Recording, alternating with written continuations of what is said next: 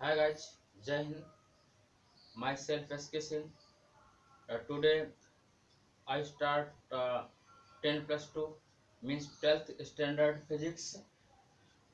बच्चा आज से हम लोग एक नए प्रवेश में मीन्स 12th स्टैंडर्ड फिजिक्स के बारे में बात करेंगे। जो स्टूडेंट अभी फर्स्ट ईयर से 11th से 12th स्टैंडर्ड में गए हैं तो उन्होंने जैसा भी कुछ भी किया 11th में उससे कोई माने नहीं रखता, उसका कोई मीन्स नहीं होता है। और इस लॉकडाउन में आप लोगों की काफ़ी टाइम वेस्ट हुआ है, तो उस टाइम को अब वेस्ट टाइम को अब उपयोग करना है। और उसके लिए हम लोग स्टार्ट कर रहे हैं फिजिक्स को। गाइस, इसको अच्छे से पढ़ना है आपको। और जब अच्छा लगे तो इसे लाइक कीजिए, सब्सक्राइब कीजिए एंड शेयर कीजिए। और चैनल नेम है Sunil Singh, physics by Sunil Singh. Guys, जो हमारा नया चैप्टर है 12th स्टैंडर्ड का, तो फर्स्ट चैप्टर है गाइस। और फर्स्ट चैप्टर में इलेक्ट्रोमैग्नेटिक चैप्टर हमारा इलेक्ट्रोस्टैटिक फर्स्ट चैप्टर है, लेकिन ये पार्ट किसका है? इलेक्ट्रोमैग्नेटिक का। किसका पार्ट है? इलेक्ट्रोमैग्नेटिक का। गाइज, इलेक्ट्रोमैग्नेटिक के टू पार्ट होते हैं, इलेक्ट्रोस्टैटिक्स, करंट इलेक्ट्रिसिटी। और इलेक्ट्रोस्टैटिक की जो ब्रांचें हैं जो हम लोग पढ़ेंगे, फर्स्ट चैप्टर है Coulomb's law plus electric field, and second chapter है electric potential, and third chapter है कैपेसिटर। तीन चैप्टर है इलेक्ट्रोस्टैटिक्स में। स्टार्टिंग में हमारे पास पहला चैप्टर है Coulomb's law plus electric field, और सेकेंड चैप्टर है electric potential, and third chapter है कैपेसिटर। नाउ हम लोग अब इंट्रोड्यूस करते हैं इलेक्ट्रोस्टैटिक्स को।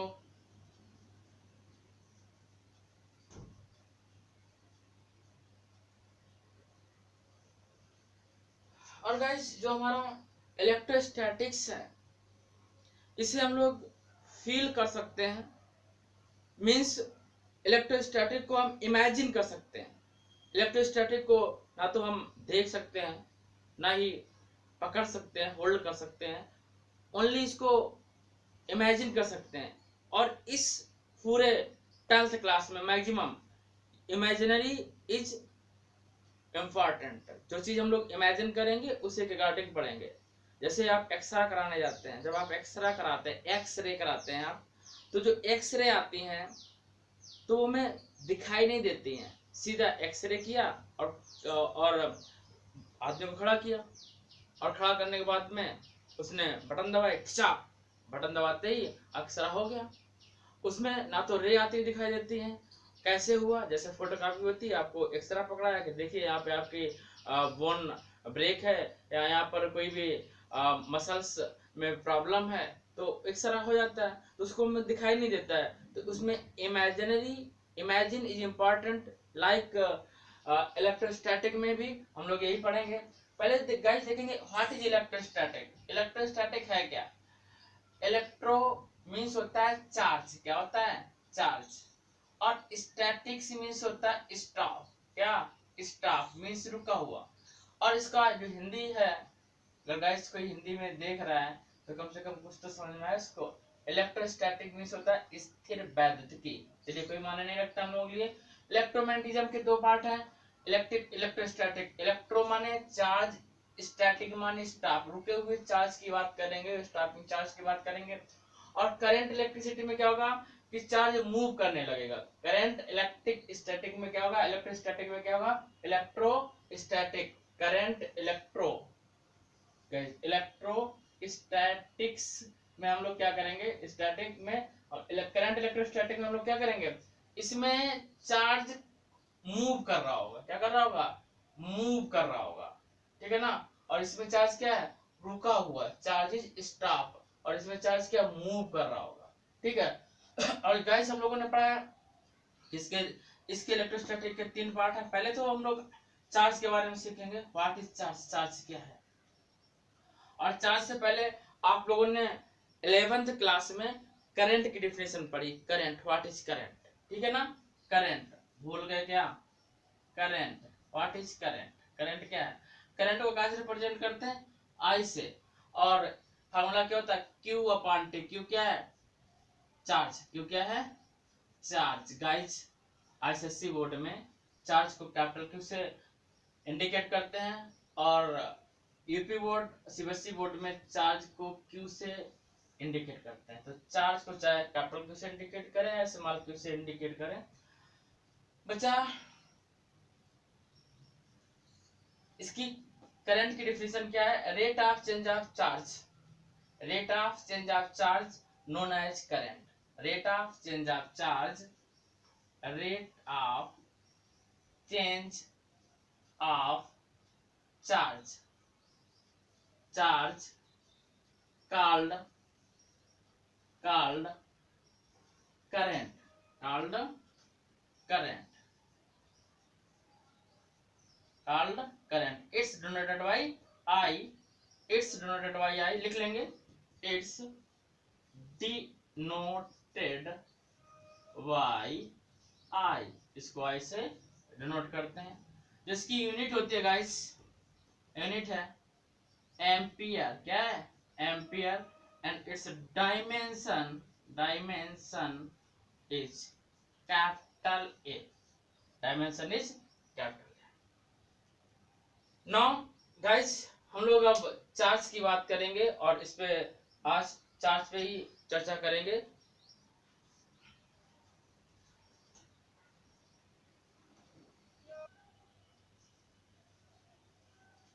What is charge, charge it is a matter. Charge क्या है, मैटर है, like mass time etc..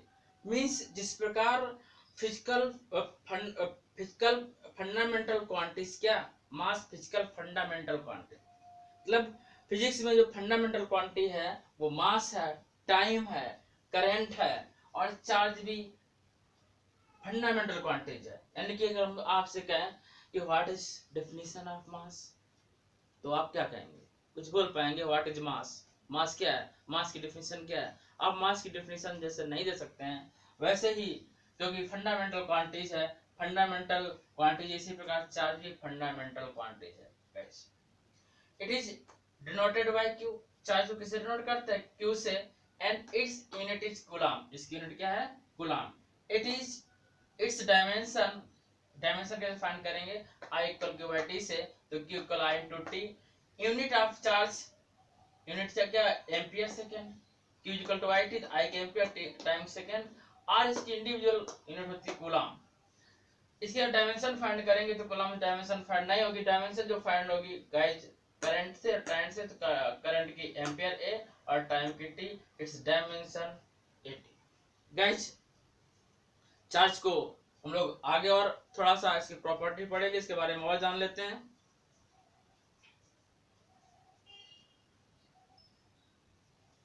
Guys हम लोगों को ये पता है कि कहीं ना कहीं से तो चार्ज आया ही होगा, हालांकि ये मैटर है, जैसे it is matter, but charge कहीं से आया होगा, कहीं से क्रिएट हुआ होगा।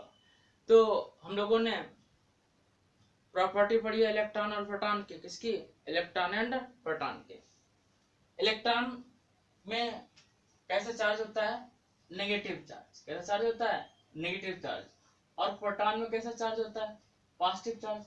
इलेक्ट्रॉन में नेगेटिव चार्ज होता है और प्रोटॉन में positive charge. Electron create charge, electron create charge. Electron क्या क्रिएट करता है, चार्ज। प्रोटॉन क्या क्रिएट करता है, चार्ज। और प्रोटॉन के कारण, due to proton have positive charge और due to electron have negative charge. Due to proton have positive charge और due to electron has negative charge. यदि आपसे एक बात पूछ ली जाए कि न्यूट्रल में किस प्रकार के चार्ज होते हैं, जो न्यूट्रल है उसमें चार्ज होते हैं नहीं होते हैं, तो ऐसा ना बोल देना कि न्यूट्रल में कोई चार्ज नहीं होता है, ना पॉजिटिव होता है ना नेगेटिव होता है, ऐसा कुछ नहीं है। जो न्यूट्रल होता है, न्यूट्रल में equal plus equal minus charge होते हैं, तब न्यूट्रल बनता है। न्यूट्रल कब बनता है, न्यूट्रल चार्ज कब होता है, न्यूट्रल चार्ज होगा जब उसमें पॉजिटिव चार्ज और negative charge in equal amount में होंगे, तो क्या होगा, न्यूट्रल चार्ज। क्या होगा, न्यूट्रल चार्ज। तो चार्ज क्या वो पॉजिटिव एंड नेगेटिव चार्ज। आप कितने करंट के हो गए, चार्ज हमारे पास 2 करंट के हो गया, positive charge and negative charge. और न्यूट्रल चार्ज में भी जो चार्ज होते हैं पॉजिटिव चार्ज नेगेटिव चार्ज। तो इस प्रकार नहीं कि हमारे पास 3 चार्ज नहीं हो गए, नहीं तो आप एक नई डिफिनेशन बनाते हैं कि चार्ज 3 टाइप्स के होते हैं। सन ने बताया इसके, सन ने कि टाइप चार्ज 3 टाइप्स से, 3 टाइप्स नहीं होते हैं चार्ज का, 3 टाइप्स के होते हैं, positive charge and negative charge. Neutral होता है, न्यूट्रल में पॉजिटिव चार्ज और नेगेटिव चार्ज दोनों जब इक्वल अमाउंट में होते हैं तो उसे बोलते हैं neutral charge. Now guys, charge की इक्वल डिफिनेशन होती है plus minus N E.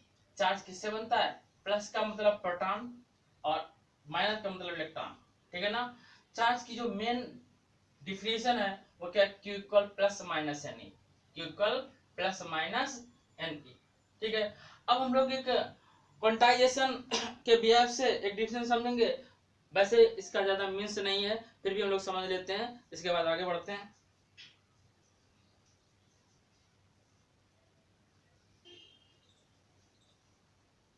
Guys, quantization of charge. देखिए क्वांटाइजेशन का मीन्स क्या होता है, what is means of quantization.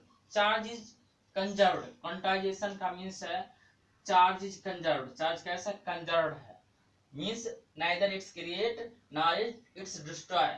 मतलब चार्ज ना तो क्रिएट किए जा सकते हैं और ना ही डिस्ट्रॉय किए जा सकते हैं। अवेलेबल इन फिक्स्ड अमाउंट, और चार्ज क्या है, फिक्स्ड अमाउंट में अवेलेबल है।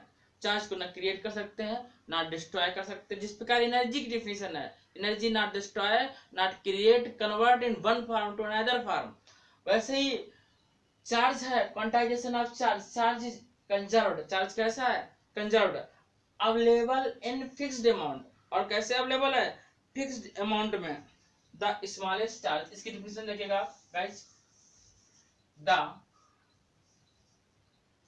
Smallest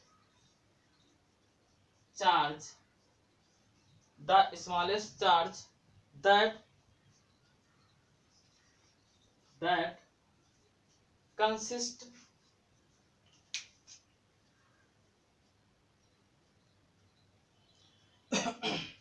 guys, the smallest charge that exists independently is charge is one electron, electron is fundamental charge।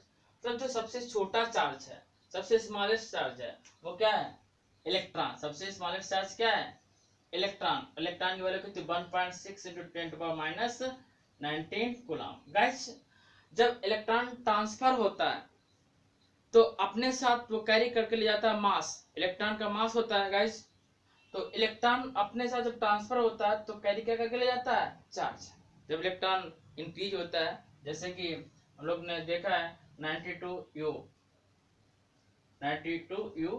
234 जब इससे एक अल्फा कण, जिसमें एक अल्फा कण निकलता है, इससे जब इससे एक अल्फा कण निकलता है तो एटॉमिक नंबर में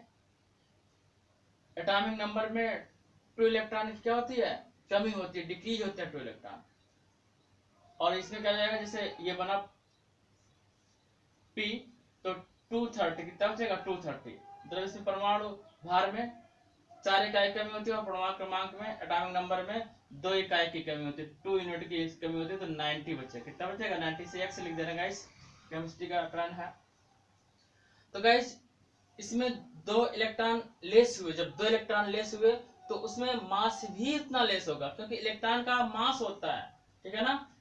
नाउ गाइस, सेकेंड प्रॉपर्टी है charge always exist in integral multiple of fundamental.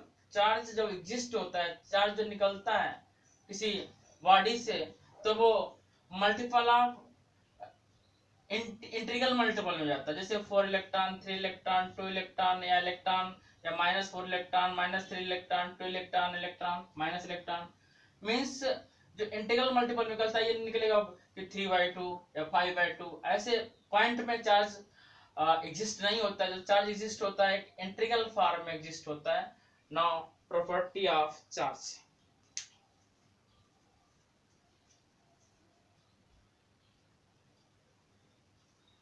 Guys, जो मास का इलेक्ट्रॉन होता है वो 9.1, जो मास ऑफ इलेक्ट्रॉन इलेक्ट्रॉन का जो मास होता है 9.1 10 - 31 kilogram, value of electron 1.67 10 - 19 kilogram. Means जो इलेक्ट्रॉन होता है वही चार्ज है, और जब एक इलेक्ट्रॉन ट्रांसफर होता है तो अपने साथ कितना मास लेके जाता है 9.1 10 - 31 किलोग्राम।